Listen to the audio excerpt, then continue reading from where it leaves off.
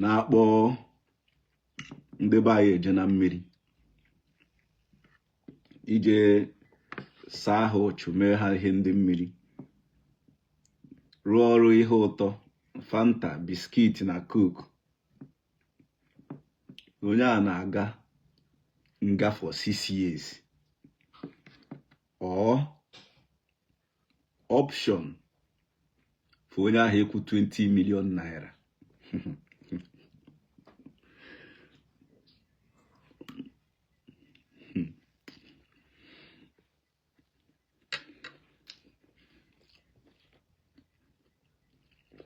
With other things Okugase na that press. You know that last time Kambiareba, we soon na the major problem I when I buy today. Meri insecurity jamu buy every day by day. Meri some young people onwezi onye nke chọrọ ịga mụọ ọrụ ọzụ afịa or mee legit things bara onwe ha uru. Na ndị na-akọsụ ya bụ ndị native doctor na ndị Ezenwayi, ndị a na-eme ihe ọrụ mmụọ ka a na-arụ, ọrụ mmụọ ka a na-alụ ya alụ, bịa ka eme gị nke a, egbukarị gị ite ibutewe ike. I said it last time. Obadizi as if ka Soludo for the video or somebody from the government office for the video. Though Oburo today can be the I started calling the attention of Anambra State government since 3 years ago to look into all this thing that is going on over there, especially in Anambra State. Oboso na Anambra ke enwe dibia. Other states enwe dibia. Nweru Ezenwayi. You know all these things ha na-apụta n'ihu akwụkwọ eme. Other states enwe ya.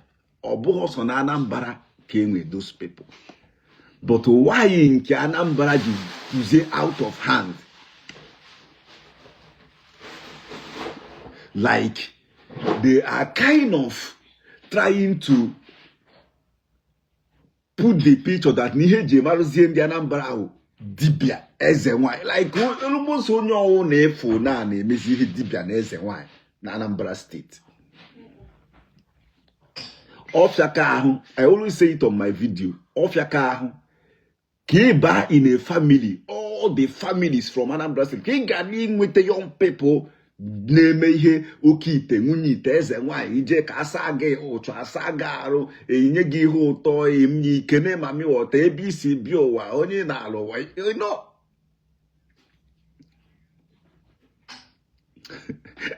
This one say me ile bụ na say me keke it go fine. To be honest, let me tell you guys, I'm very happy with this news. And I would like the state governor, Omalo ono si recruit ụmụ agburu. Ndị na-azụ ahịa si na otu a na-atụ n'ime ahịa DSS. Anyways, before I left, ị bịara Anambra ga ị ga-afụ people with different uniform. Ndị ọrụ Soludo, ma ndị nke na ticket, ma ndị nke na akwụ na gate, ma ndị nke every like I'm a different group of people or recruit cha. So I'm also urging the governor.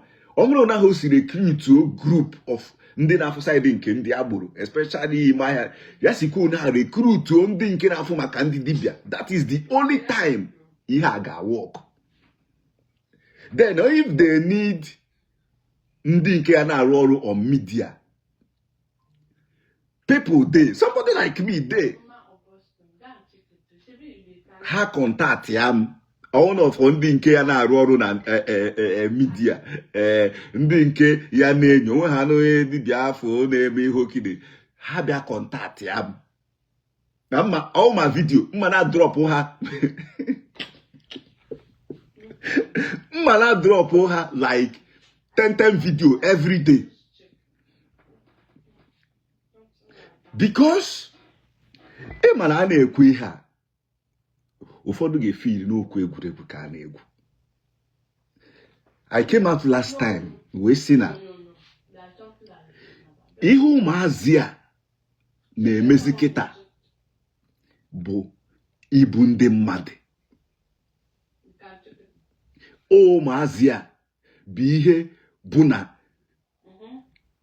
insecurity pụ out of hand. Ke ndị na-akwado ha on the native doctor. Ke ndị na-eji nje ha on the native doctor. Many people were tackling. I said it on my, I think the video I did two days ago. I think was it yesterday? Some people came to my inbox and was, why did I say they should arrest native doctors? Why did I say they should do this? Why did I say they should do that? But if you want to tell yourself the truth, on a norms, Obuma can go why is yoku. Or I ain't on this Facebook. Every time, week in, week out, he got for small boys from 25 years down. Or rather, from 30 years down. Onaka age na kendi dibia.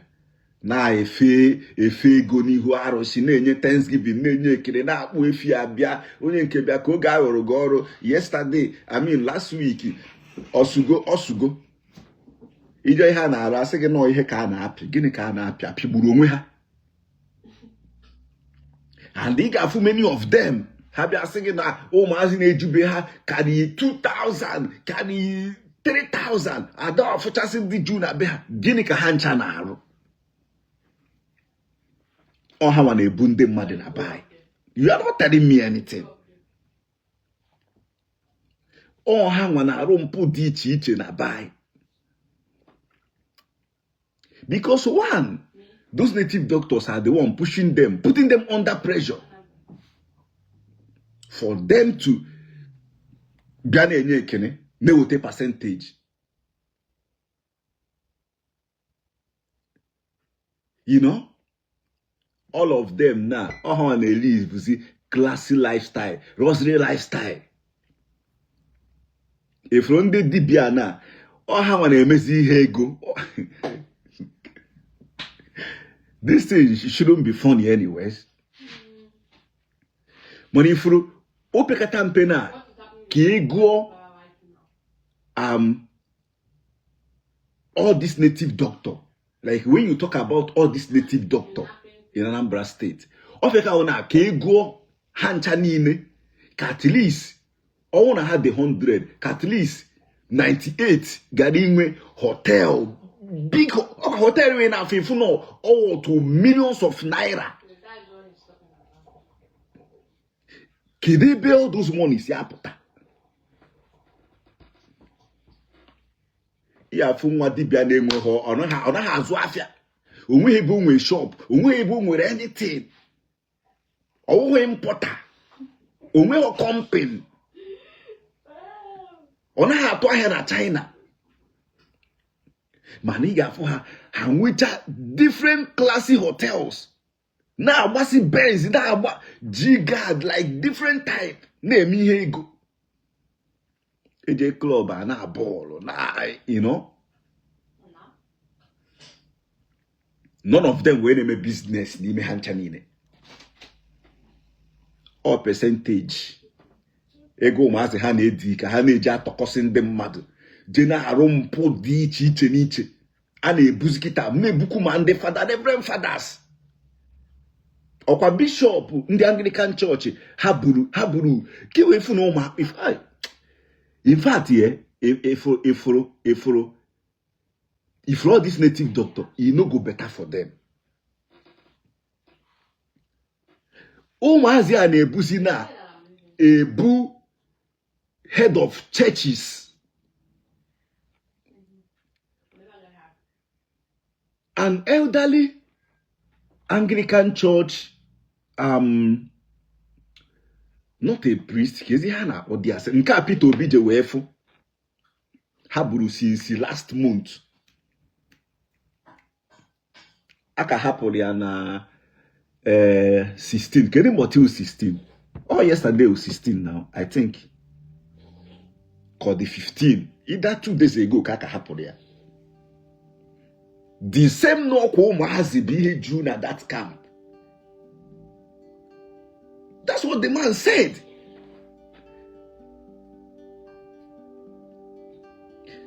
If you guys can also recall, onye nke buru, I said it last time on my video, eburu yana father nke Obemonso kuhana ha. Sekwa no ko mazi Judea that they have a brutal iPhone 14, iPhone 15. Now what change ha why? And then I have with Andy they seen in him. This is Ezenwayi. And I have with Andy they seen in him. On there, we hear they seen in him. Teacher how me kidnap her name. He got for her phone name. It's a call. Nah, and that man went as far as stating that now. Oh, mazi abosu kwa Yahoo ka ha na-eme na api ha na-eme no ha na-apia api no bosu ha na-apia api ka ha na-eme. I did that video could that thing before nesi na idapo. Because now we they hear some all this their scores now. I ain't with update. The same thing the Reverend from Anglican Church said 2 days ago. Me if you go do me na enye ha. No mazi ha say ya ko si so ha eburu nye ha.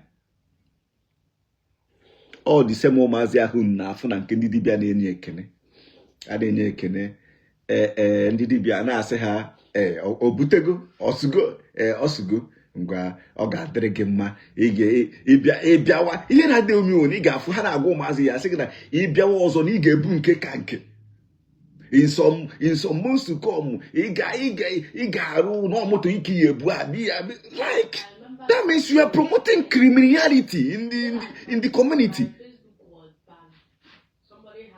That's why you are promoting criminality in the state.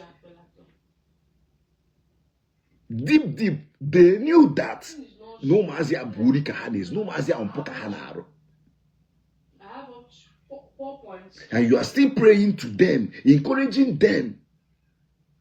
Yeah, that means you na onye ahụ gburu ofu onye wee bi nya dị ekene ọ bịawa again onye egbu mmadụ eto.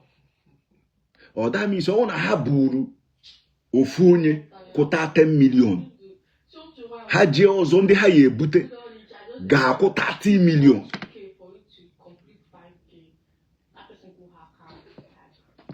Ka m na-erikwe my food na onwekwe nke ọmụ ame.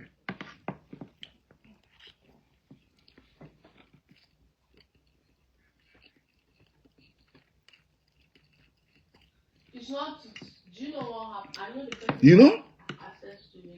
You understand? I gave that day. I remember that somebody was asking me to send the account to me. The madness, I see you. You understand? So I said no. I don't want to send the account. So I want to use that for something. Oh, how ma be here na gworo ụmụazị ọdeshi na-asa ha ụchụ na-arụrụ ha were na-arụrụ ha ibobo.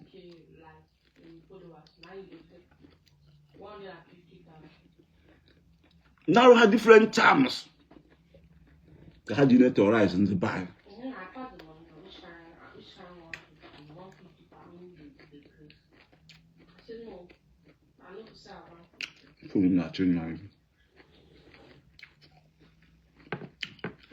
Come and eat.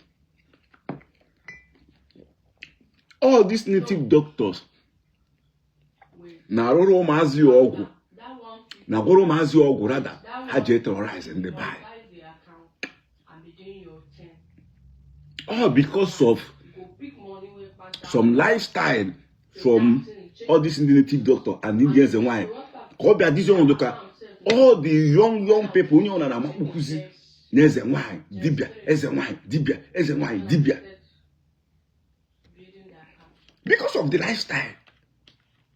Then after that, so you know, the person was close to me, my friend's boyfriend. You know? Came to where I was making her. Then. So what I want to tell Soludo, my friend, you guys should share this video. Because I believe that somebody from somewhere saw my previous video. After ka relief with that father, Eburu Biarike Bemonso, cause of this whole thing. I made a video pointing out non-deletive doctor is the main architect of all this insecurity in Anambra State. And I will be saying it till tomorrow. I will be saying it till tomorrow. On the native doctor, on the Ezenwayi. Ohama uihe una. Anambra is no-go area.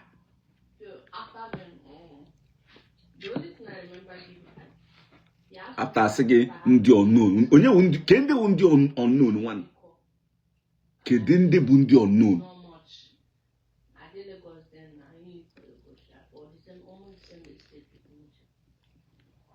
I said not much. He said okay, let him flash the person. You see whether the person. Those is such a I greet you from here. Good afternoon. The person can't they place with. I mean, my mind didn't go back to the that way them say won't buy their account. I got it from giver. Oh, Mazia will not add the home. My account was working perfectly okay. So oh, one guy Anna Guam. No see Egypt better. Amazon more Egypt or Turkey. That night, I came from nowhere, Habia Buria. And they had a danger now. How we see the informant? How we see the any update? Give away guy, but I were some Pepe Gaffy na I know into something like that. Get the last year. You know?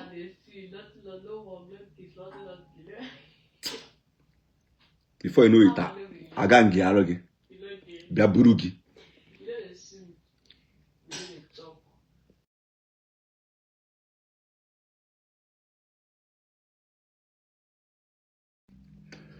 Before you know it, Habia plan or Burugi.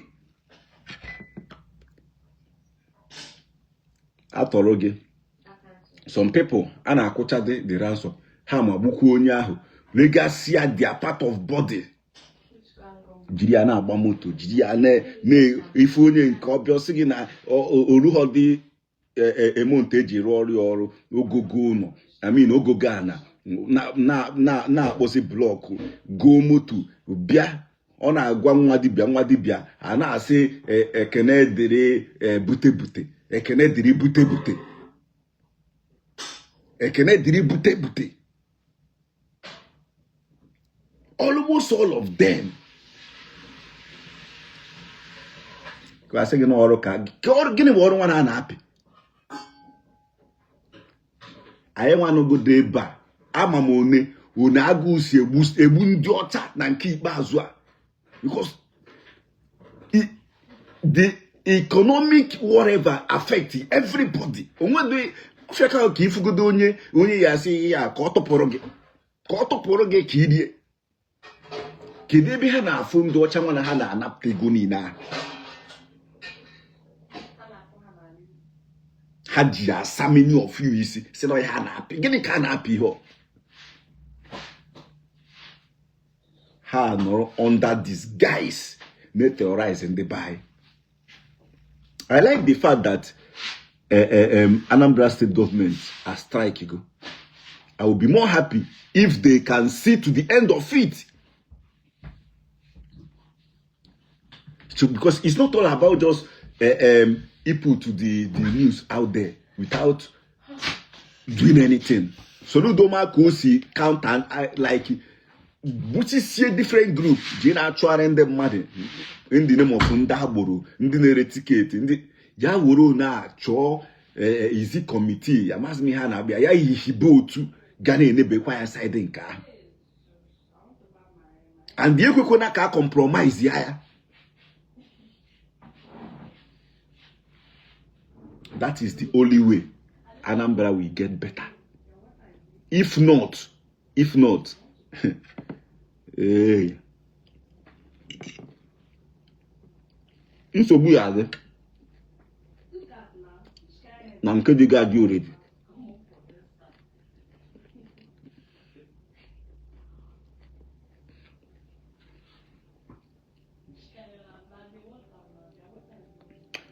Ị gaa na village dị ka Okija today, ị gaa Okija,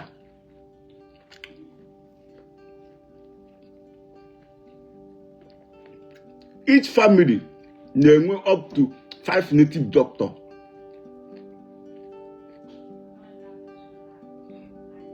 Ịbanye Okija today, each family na-enwe up to 5 native doctor.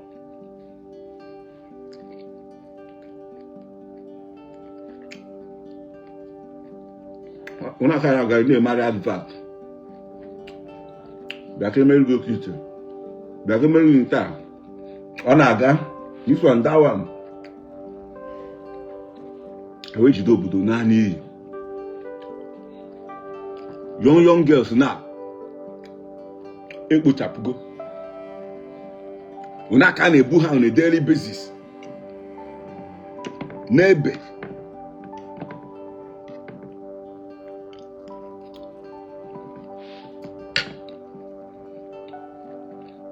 you see you, I see you. Greetings from here.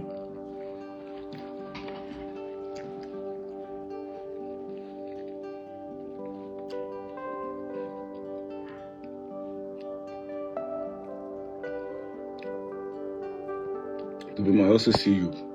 Joma Sonites, I greet you. So this news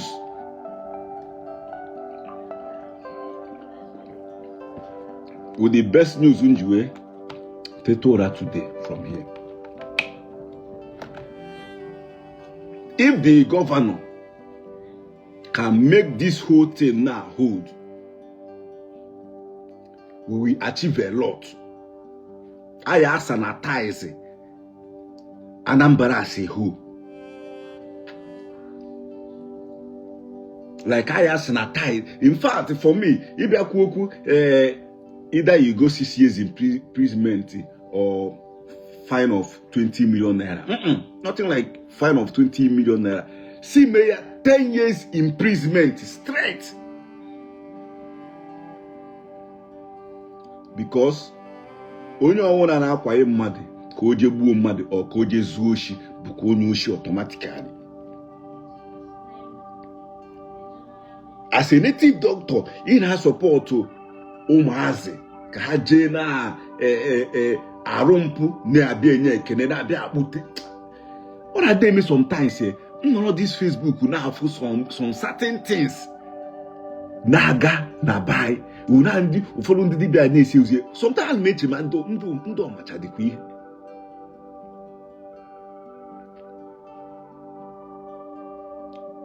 Ụmụazị kiri ya dị ịma na oshi ka ha na-ezu, ịma na mpụ ka ha na-arụ. You stay in front of camera, public, with full confidence. Na-ekpere ha ekpere, ha jee mee karịa ka ha mee buru na-abịa ka a na-enyekwu ekene. Some of them na-aga as far as iweta obere ihe bịa, ha sị ka ihe bi ya, ka ihe bi ya, ifuru ihe ọdasị ji bịa, ifuru ihe nwa ji bịa, ifuru ihe dị ọna ga ji bịa. Ọkwa otondo a na-akpọ eke hit one certain time owe onye bi di ya Amazi Mokolola ka ebi di ya that thing say.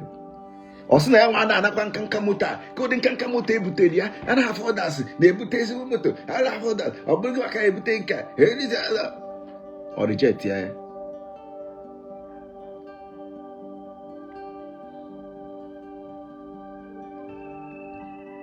You could imagine indirect way ihe ọ na-agwa the young man is that na the audio na-ezughị ya ọfụma, na the mpụ ọ na-arụ ọrụghị ya ọfụma. Ịtọkọsị ndị mmadụ ọ na ha na-atọkasị nne obere ego ka ha tọta whatever. Ị na-afụ ya ha eju on Facebook na-eme as competition. Ha ju on Facebook na-eme as competition.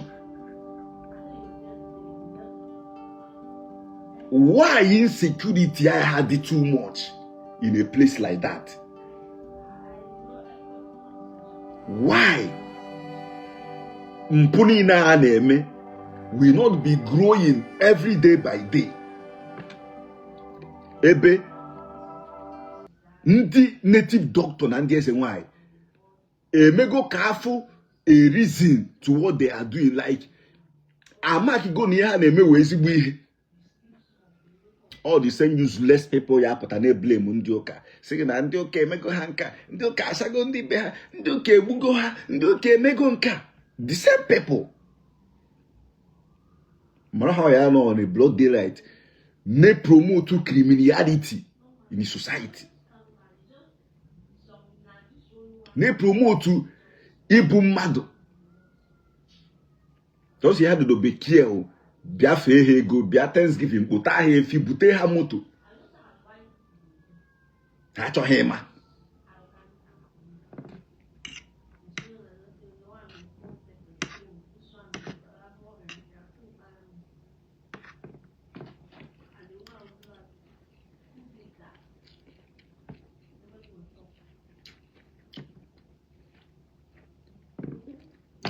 Now they queer like this. Ndị ụka adịghị excluded. Any pastor or reverend or whoever after na-ekpere ndị Yahoo ekpere na-agọzi ndị Yahoo or na fụ na ụmụazị small boys na-enweghị any ready source of income or their source of income na-adịghị traceable si burukwu onye ahụ. I was here sometimes say ndị ba ha ka mebetere aka. Ọ nọ ihe dị ka ebe a. Esem na ị ga-abịa ka ị bịa mee ihe ego without enwe na una ga-esi like your source of income or source of whatever ị na-eme adịghị traceable nke ga agwụgo. Ị nọkọta na ị bịa receive a kind of money na account gị or ije go a kind of thing. And you have check your own here, man. I want for that money. Nkega go. Man, I buy. Nobody give an F of it. They have my similarity. I need to get for safe.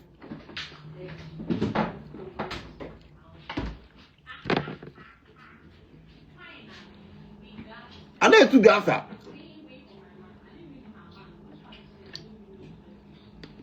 Oh yeah, me like doing no buy no today. Na bye.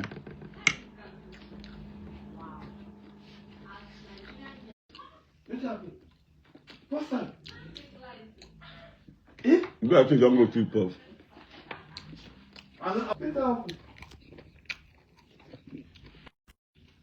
Check that control box. I don't take out. Sometimes the thing they shake. And the man never won't confess them. Often on a megan. Talk to the smell. Let's say don't bomb.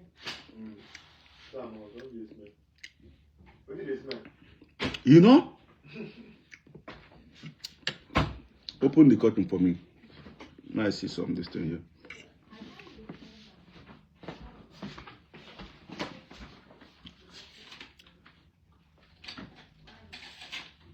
It don't do okay.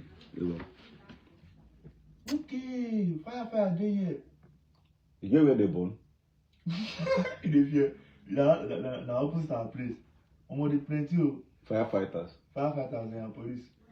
You know they had them born. Huh? Can they I beg, this was one bomb when they tell us now. their house where they born almost every day. You know, now who did it? Oh, my boy na agba. So no wonder all these sirens in our park. Yeah, you know the yeah.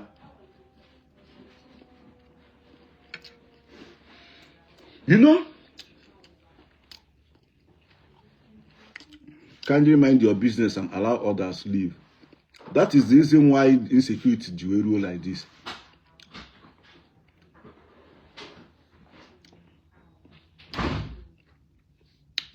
Chineke ya abụghị ọnụ. Brendan. Chineke ya ha ga-ebu gị one day. Ọkwa gị ọ na ha ebughọ gị, ha ga-ebu any of your family member. All people like you allow people to do what they are doing. If a small boy of 18, 19 years abia na face asi ego everywhere, any legitimate business o na-eme, any legit source of income. Now he na-ezu anyị ori na-eme ka o si so ya. Mo, if you dey go down, just monitor downstairs now. Sure. Just let me know. If the fire too much, let me know. I beg you.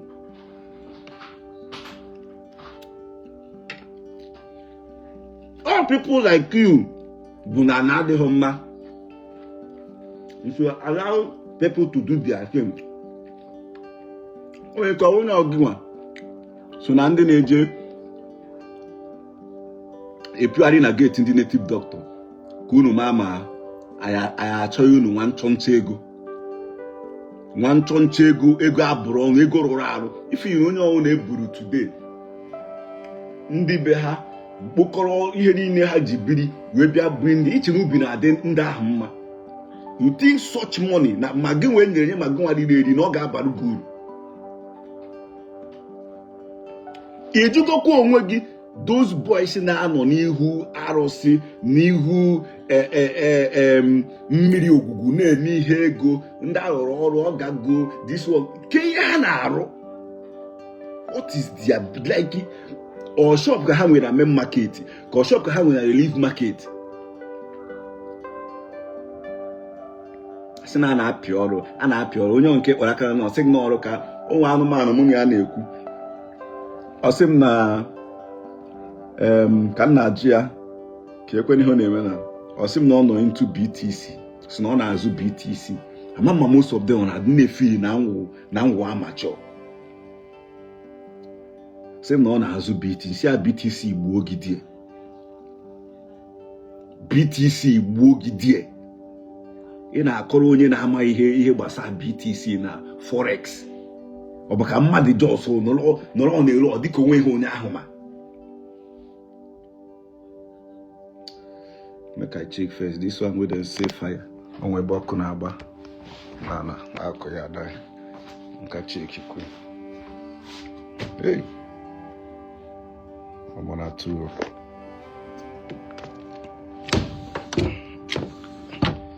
But that fear how come again.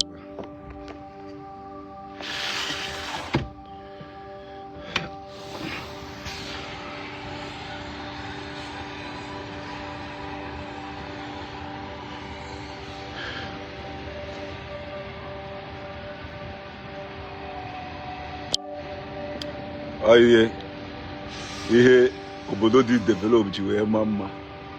Any slighted fire alarm before the fire service do everywhere.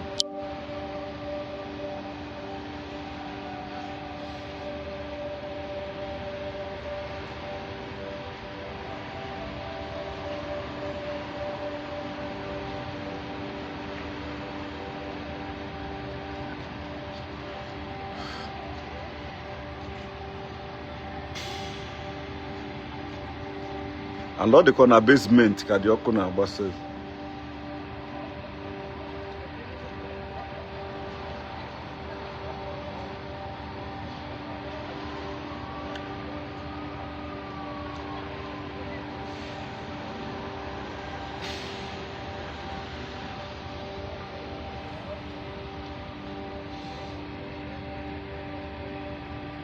All the corner basement ka dị ọkụ na-agba.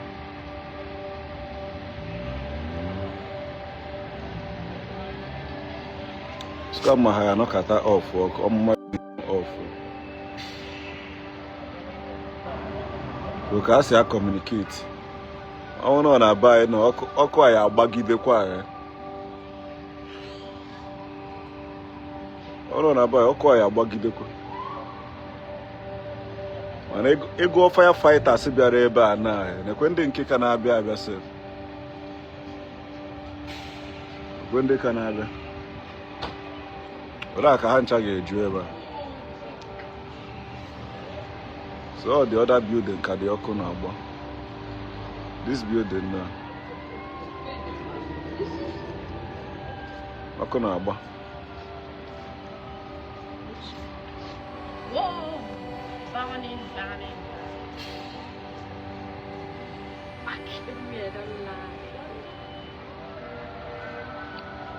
See what is going on? Oh my God. Amanda, the tree is dry because of the cold weather now. Chenoya wo yo maz. Oya piagi hoya piagi. Don't slow down so much.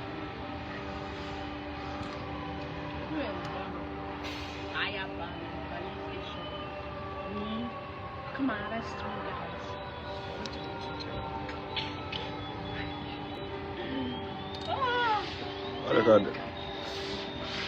Look at the Okoka no name so. Power bank ma who na run there. Told you. Other people are still coming. Other people are still coming. Yeah, tell them.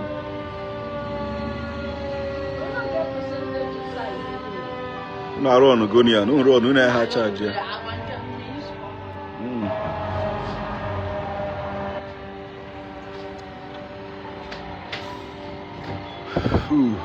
Omo.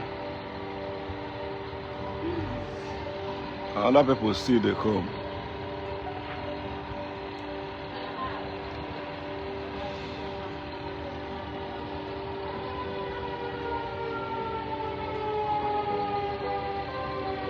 Other people go still come.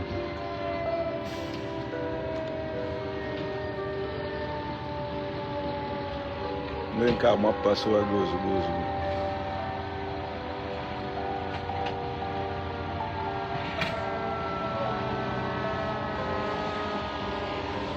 Then KT go sharp. And a position on for me. Other people are not because of Oberoko. Obono buy Oko aga agbagide. Oga agbagide repair everywhere. Oko na agba na street. No wonder Oko njeme live video jiwenyo. Ndubisi Ikechukwu. And the fire service. This building no Oko na agba there. This building Oko na agba na the basement. And how actually break it in. Well, my phone won't off like this. How many percent on that power bank? Don't get it. I don't even see anything. What tell me? When last did you guys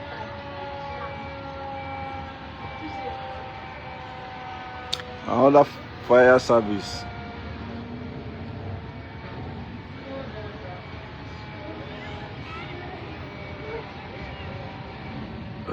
Okay, Tikwana.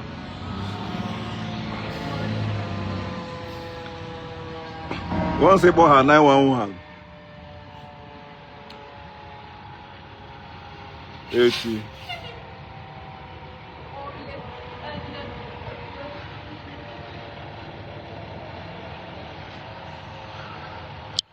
I was doing live video, no kata no Oko anyo. Se kwa nko Oko nyoro die. Mana nsogbu adigo.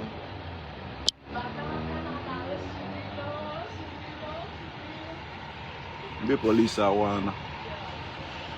Omo. Okay.